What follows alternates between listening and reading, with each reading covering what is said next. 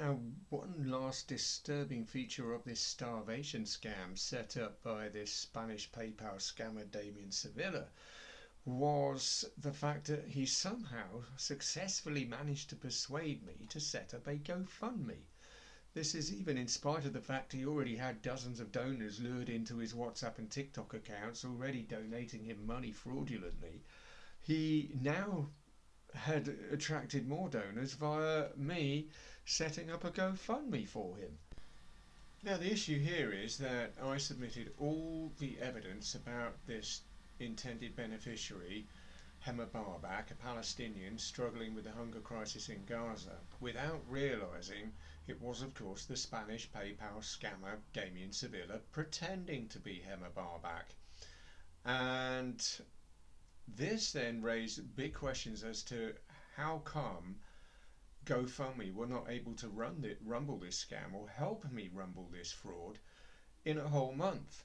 And I'm referring to the delay in supplying any kind of review or any kind of decision of the evidence I supplied on the 28th of March within the time frame of 2 to 5 working days that they promised. And after a whole month, by the 26th of April, still no response, no explanation, no decision, no review, nothing. And in light of the fact that this was one of the most urgent fundraisers on the table in front of them at the time, and children were dying every day, very evidently, very clearly, extremely urgent, how come they were not able to reply after a whole month? And of course, now we know that TikTok, WhatsApp, PayPal all knew right at the start this chap Damien Sevilla was a massive Spanish PayPal scammer. How come they didn't tell GoFundMe? So there are, I hope you can appreciate, a huge number of questions about this delay and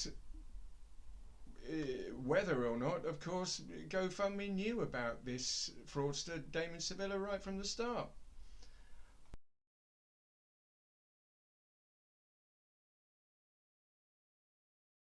So this raises even more questions because obviously GoFundMe are a massive team, decades of experience interrogating scams.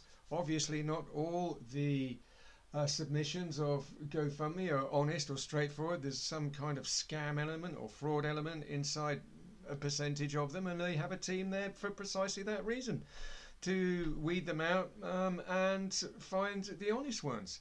So 5 days later, on the 25th of April, still no reply from GoFundMe.